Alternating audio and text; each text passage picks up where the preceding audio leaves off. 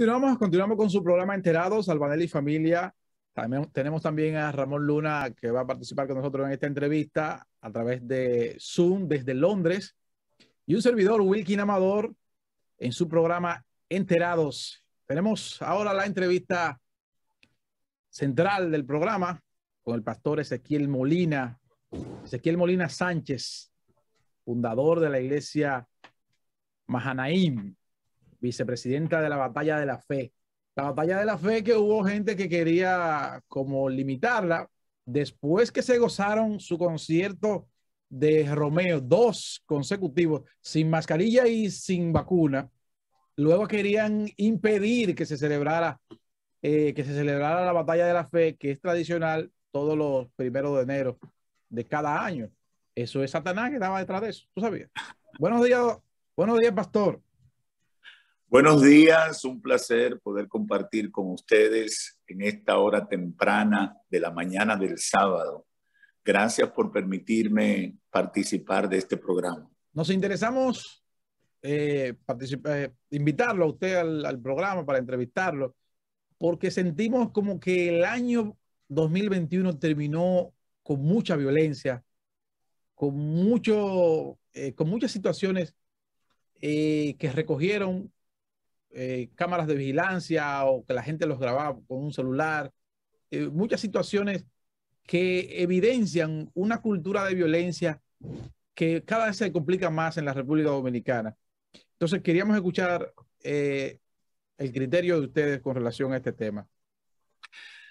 Bien, la violencia es una expresión de la conducta humana a partir primero de modelos de conductas equivocados que aprendemos y también de la incapacidad para manejar situaciones de conflicto y de crisis en nosotros por falta de esperanza, por falta de seguridad y falta de dominio propio. Nosotros también los cristianos entendemos que la violencia es una expresión de carácter espiritual que lleva al hombre a hacer cosas de las cuales se arrepiente, al ser humano en sentido general.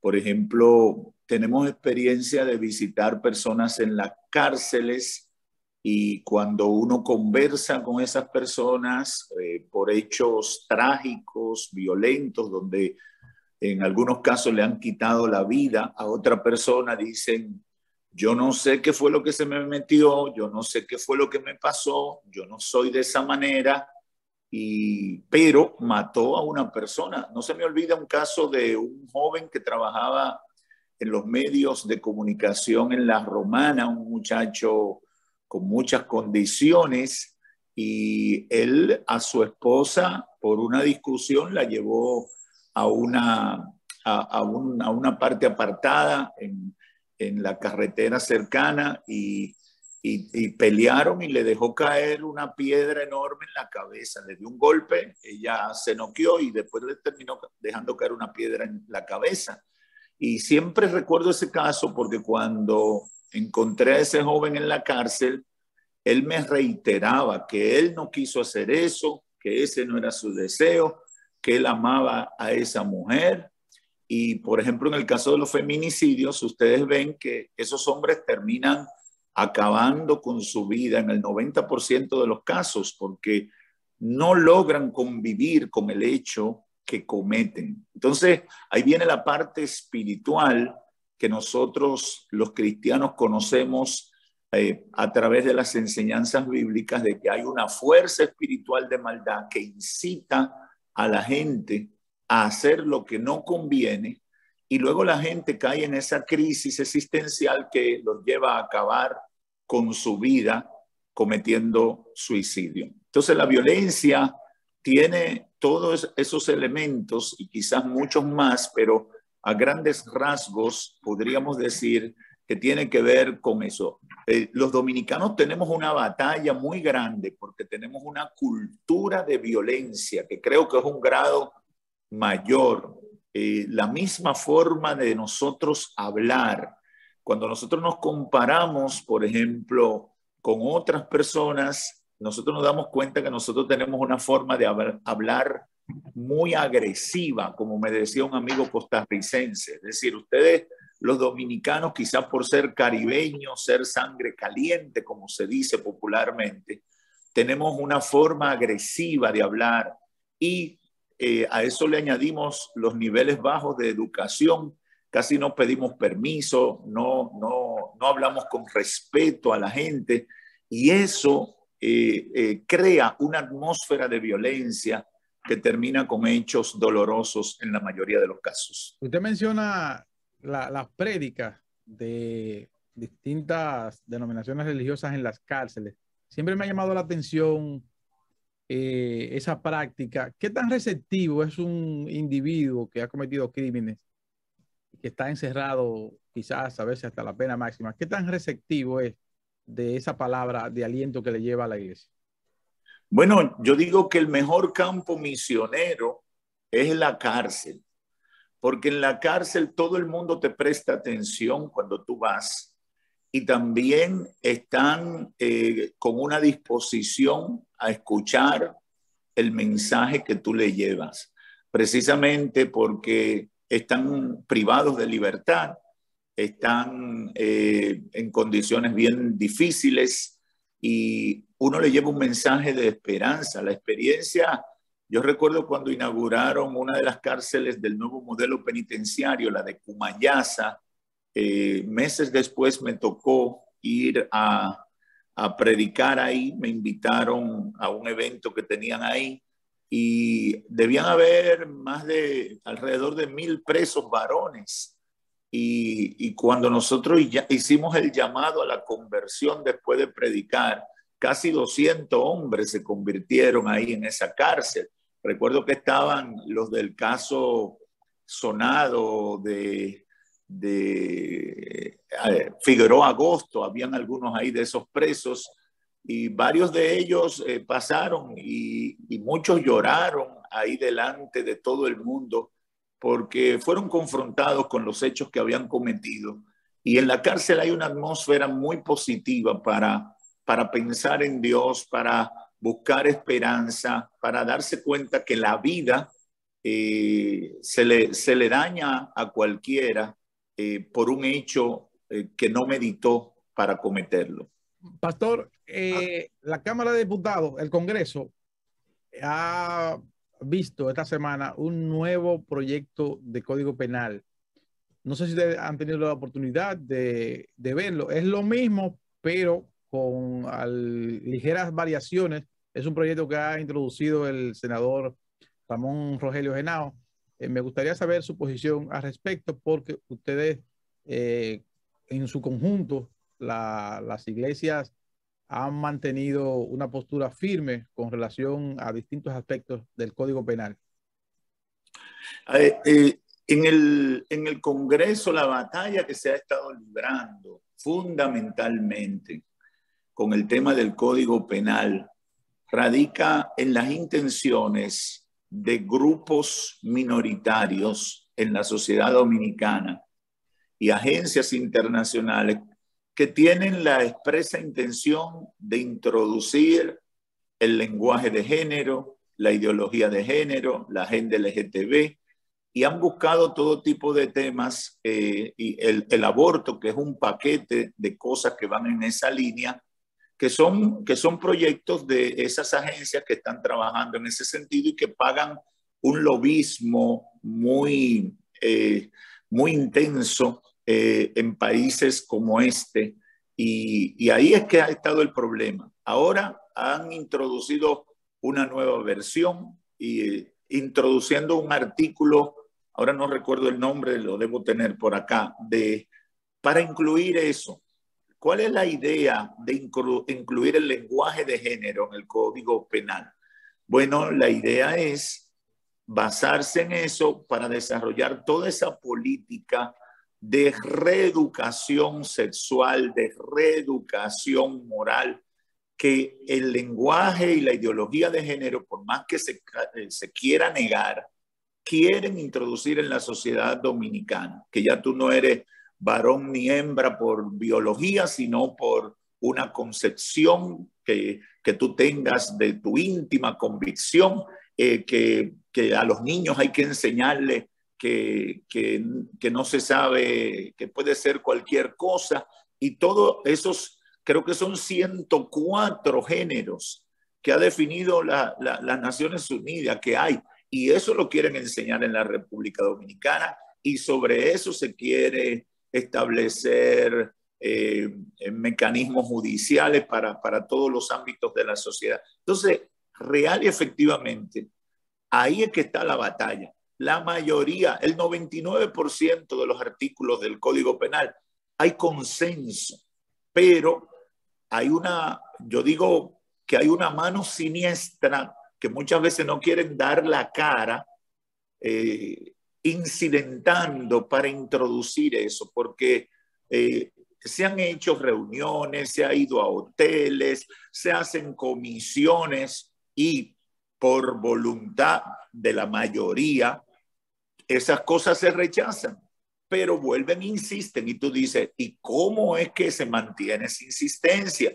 Porque es que siempre hay una oposición, porque si se dice, bueno, que la mayoría vote vota y gana las posiciones que tradicionalmente hemos tenido. Entonces, no, hay que buscarle la quinta pata al gato para introducir eso. Mire, yo le garantizo a ustedes que si aquí se hubieran aprobado las 3 causales y el lenguaje de género en el Código Penal, hace rato que lo hubieran aprobado. Hace rato. Ahora, como no han logrado eso, como no logran esa mayoría para eso, entonces siguen los incidentes, siguen las situaciones que nadie se explica cómo es que ocurren, por qué casi 20 años tiene ese proyecto, esa intención de aprobar un nuevo Código Penal, y aquí no avanzamos con eso. ¿Por qué? Porque en este tiempo esas agencias están presionando, hay mucha presión, lo tenemos por testimonios de congresistas.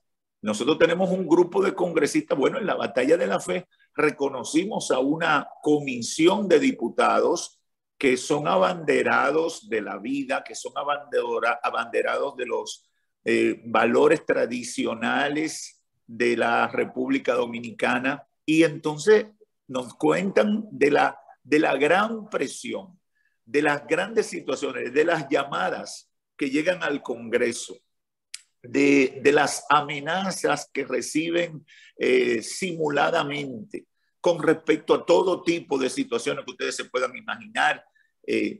¿Por qué no aprueban eso como es la intención de esos grupúsculos? Porque así yo los llamo, grupúsculos que como mercenarios están siguiendo algo que ni siquiera ellos mismos creen, pero como le pagan por eso, entonces quieren llevar a la República Dominicana a incluir esas normas que pueden haber progresado en cualquier país, pero si nosotros como sociedad en un sistema democrático los rechazamos, tienen que aceptar que nosotros como sociedad los rechazamos, y esa es la democracia, no es la voluntad de la mayoría. Entonces, ha dicho un obispo católico que le quitarían la visa a esos senadores. Yo no dudo nada, esa información uno no la puede confirmar, pero tampoco uno lo duda por la agresividad con que se está llevando eso. Es decir, estamos viendo unos niveles de agresividad en quienes promueven esas ideas que violan todos los derechos consignados en la Declaración de las Naciones Unidas. Es decir, agencias de las mismas Naciones Unidas violan los derechos humanos consignados en la Carta Magna de las Naciones Unidas. Eso es así. Pastor Molina. Sí, Ramón. Perdón.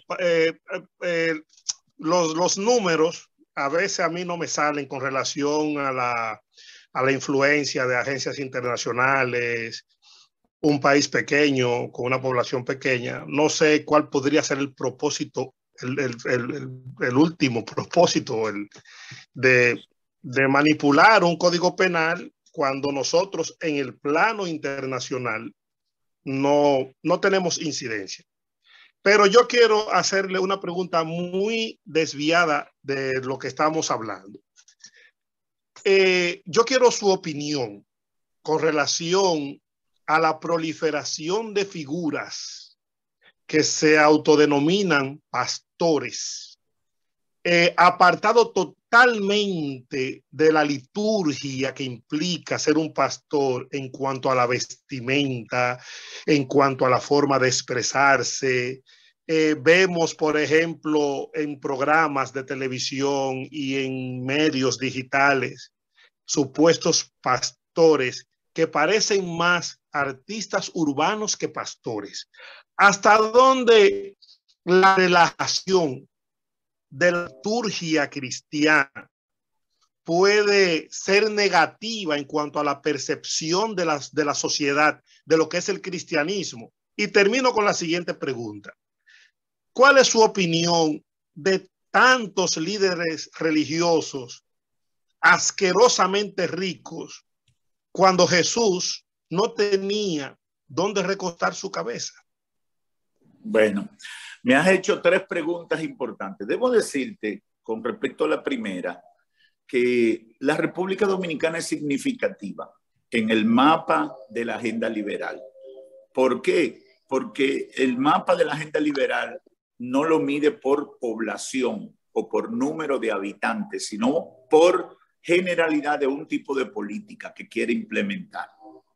La República Dominicana representa la vergüenza para la agenda liberal. Y eso no es dicho por mí, eso lo han dicho, nosotros tenemos informaciones confidenciales de agentes de esas organizaciones, incluyendo personas que estuvieron ligadas a la diplomacia de los Estados Unidos, donde de manera específica, y no te estoy hablando por hablar, es decir, te estoy hablando de funcionarios vinculados, el tema se ha manejado con funcionarios vinculados al más alto nivel dentro del Departamento de Estado, que de manera insistente han pedido que se le permita resolver ese problema en la República Dominicana, utilizando todos los mecanismos de presión que puede usar los Estados Unidos como nación todopoderosa, como el imperio del momento, en un país tan pequeño como la República Dominicana. Uno diría, deberían dejarnos quietos porque nosotros somos 3 gatos, pero no lo ven de esa manera. Con respecto a los modelos de pastores que pudiéramos estar viendo en los últimos tiempos, la realidad es que se cumple lo que dijo Jesús en Mateo capítulo 7. No todo el que me dice Señor, Señor, entrará en el reino de los cielos. Y yo cito mucho ese pasaje bíblico porque a la gente y hasta los mismos cristianos hay que estarles recordando eso, porque la gente tiene sus ideas de cómo es el evangelio, de cómo son los principios o los valores cristianos, pero no van a la fuente de dónde salen esos principios y por eso siguen cualquier cosa o creen cualquier cosa al margen de la realidad. Es decir, Jesús estableció en Mateo capítulo 7, verso 15, cuidado con los falsos profetas, que vienen a ustedes vestidos de oveja, pero por dentro son lobos rapaces. Y dice el verso 16, que para mí es una de las de los puntos, de los principios bíblicos más fundamentales. Dice, por sus frutos los conoceréis. ¿Acaso se recogen uvas de los espinos o higos de abrojo? Todo árbol bueno da buenos frutos, pero el árbol malo da malos frutos. Y ahí sigue Cristo alertando a sus discípulos sobre las distorsiones que iban a venir, sobre todo tipo. En Mateo 24 y 25, entonces habla de la característica del último tiempo y habla de manera muy específica. En el último tiempo vendrán gente diciendo, yo soy el Cristo, y a muchos engañarán. Entonces, todo lo que ha estado pasando con todas esas distorsiones que tú señalas, son cosas que Cristo la advirtió. Son cosas que Cristo las señaló y lo planteó para que quienes le siguieran estuvieran claros de que eso venía. Porque a veces la gente quiere que todo el que se autoproclama pastor, cristiano, etcétera, la gente quiere que sea un ángel caído del cielo. No, no, no, no. La señal que Cristo estableció para determinar si uno es un verdadero seguidor de Cristo es el fruto, la conducta, el testimonio. Entonces, yo le digo siempre a los hermanos que me toca pastorear y a la gente que puedo influir en ellos, no se lleve de alguien que ande como un saco ni una corbata, ni con una Biblia grande negra, ni que venga y diga cosas en nombre del Señor. Hay que probar la gente por sus hechos, por su conducta, por su manera de conducirse, porque lo único que el diablo y sus seguidores no pueden dar es testimonio. Una simulación te dura pocas horas, pero se te sale la realidad. Yo puedo presentarme en un púlpito como el gran pastor y el gran hombre de Dios, pero la gente me va a conocer cuando voy al banco. El casero, el dueño de la casa donde vivo o con el que hago negocio, el empleado que trabaja conmigo, el compañero de trabajo, ese sí sabe quién soy yo, ese me ve todos los días, ese sabe cómo yo pienso, ese sabe dónde me meto. Entonces, el motoconcho al que le pago o no le pago. Es decir, el valor y la identidad, la autenticidad de un verdadero pastor cristiano en sentido general viene a partir del fruto, la evidencia que da en su conducta de que es un verdadero cristiano. Así es. Muchísimas gracias. Le agradecemos al pastor Ezequiel Molina Sánchez, quien nos ha permitido entrevistarle en un sábado que la gente la utiliza para descansar. Así es. Aunque no sean adventistas. Muchísimas gracias, de verdad, le agradecemos. Gracias a ustedes y estamos siempre a su orden.